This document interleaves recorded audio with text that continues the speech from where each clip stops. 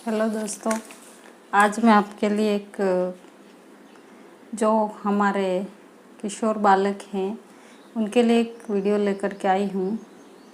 जिसको पसंद आए तो लाइक करना, शेयर करना एवं सब्सक्राइब करना चैनल को। तो आज मैं आपको बताने वाली हूँ कि जो किशोरावस्था की एज होती है वो तूफानी एज होती है हमारे साइकोलॉजी के हिसाब से। तो उसमें जो बच्चा 10वीं 11वीं 12वीं में होता है वो समझ नहीं पाता है कि क्या अच्छा है और क्या बुरा है। उसकी एज ही ये एक तूफानी एज नाम उसको दिया गया है साइकोलॉजिस्ट ने। तो वह एक उसने बहुत ही सोच समझ कर दिया होगा। उसे यह समझ में नहीं आता कि क्या अच्छा है और क्या बुरा है और मैं क्या कर रहा हूँ। तो उनका ध्यान पढ़ाई से भटक जाता है और उस ध्यान को कैसे हम उसको उसकी पढ़ाई में मन लगे इस तरह से उसको कैसे मोटिवेट कर सकते हैं। तो उसके पास दो डिज़ायर होती है। एक तो होती है कि उसको जैसे वह उसके माइंड में नकारात्मक थॉट्स आते हैं कि उसको मज़ा क्या है नशे में।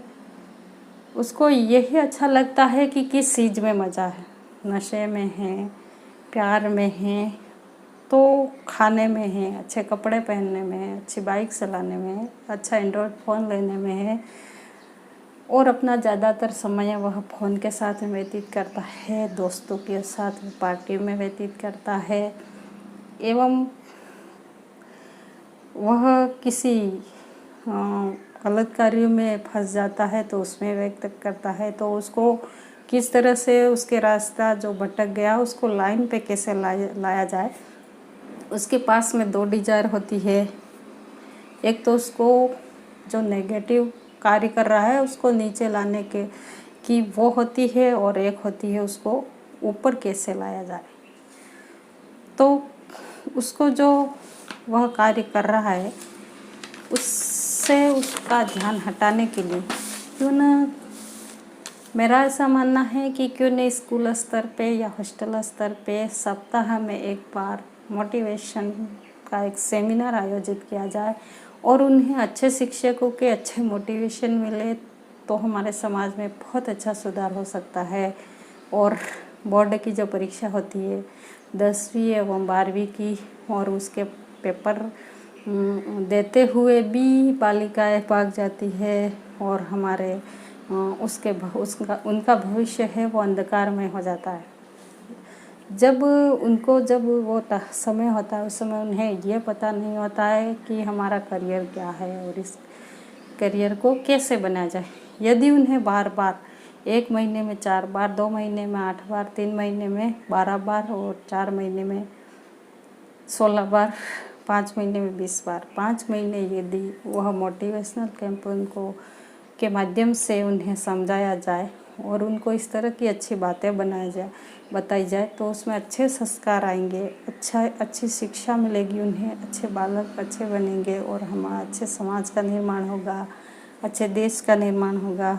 इस तरह से हम उनके लिए कार्य कर सकते हैं, ऐसा मेरा मानना है। तो उसमें जैसे बहुत सारे बच्चे क्या करते हैं कि जब एग्ज़ाम आते हैं तब डिप्रेशन में चले जाते हैं। और डिप्रेशन क्या होता है कि मैंने कुछ पढ़ा ही नहीं और मेरा पेपर ख़राब होगा और मेरा पेपर ख़राब होगा तो मुझे मेरे पेरेंट्स सज़ा देंगे या वो मेरा प्यार टूट जाएगा। इसके लिए वह डिप्रेशन में आ जाता है और आत्महत्या तक कर लेता है। इस तरह की बातें भी आती है। यदि परीक्षाओं में कम नंबर आए और अपनी गलतियों को उसे एहसास होता है कि मैंने मेरे परीक्षा के समय कौन सी गलतियाँ की और किस कार्य में समय वे गलत बिताया, उसको वह एक डायरी में नोट करे और वह जो गलतियाँ उसने की है वो आगामी एग्ज़ाम में नहीं करे तो अवश्य उसके भविष्य में सुधार हो सकता है। वह यह सोचता है कि उसके कम नंबर आने पर वह सोचता है कि मेरा कॉलेज में एडमिशन नहीं होगा, मेरा BSTC में नहीं होगा, मेरा इसमें नहीं होगा, परसेंटेज नहीं बना तो मैं कुछ नहीं कर सकता, मैं कुछ नहीं कर सकता, उसकी मानसिकता बन जाती है। यदि उसे अच्छा मोटिवेशन मिले तो वह सब कुछ कर सकता है।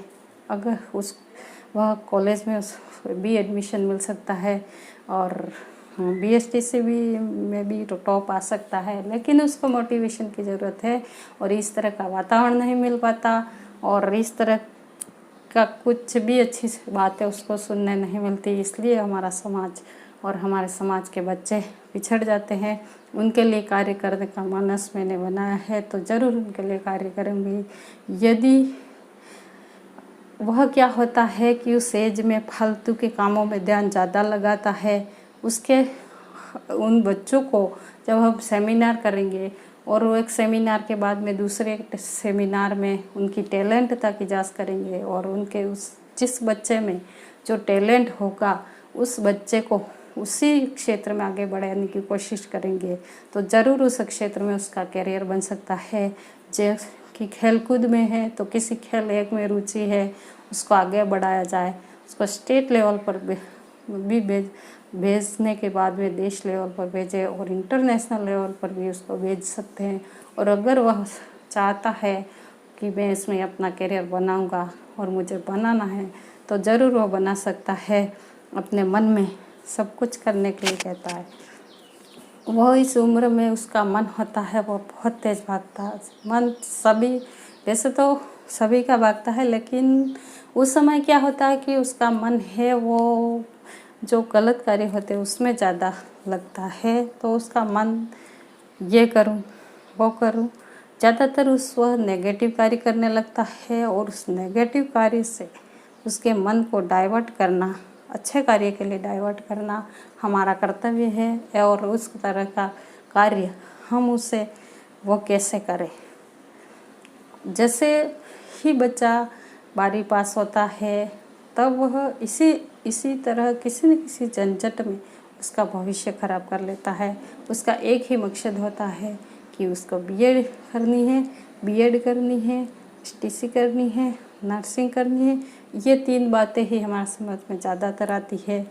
वो लोग ये नहीं सोचते कि बच्चा किस में टैलेंट है। यदि वह कृषि करना चाहता है और कृषि में मास्टरी है उसकी, तो वो कर सकता है, बहुत अच्छा फर्म स्थापित कर सकता है।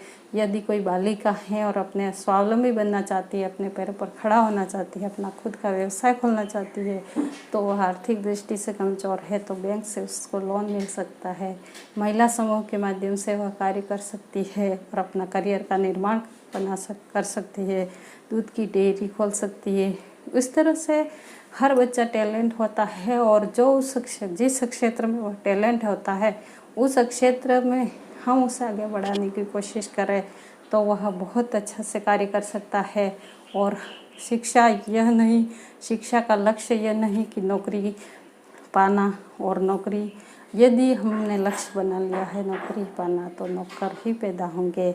और यदि हमने उनको कुछ बनाने का लक्ष्य बनाया है तो वह बहुत अच्छे नागरिक बन सकते हैं, वह संस्कारवान बनेंगे, हमारे अच्छे समाज का निर्माण होगा, अच्छे राष्ट्र का निर्माण होगा, अच्छे देश का निर्माण होगा। उनमें देश प्रेम की भावना होगी, समाज के लिए कार्य करने का मन होगा। जैसा वातावरण उन्हें मिलेगा ऐसा वातावरण वह आगे अपने बच्चों को भी देंगे।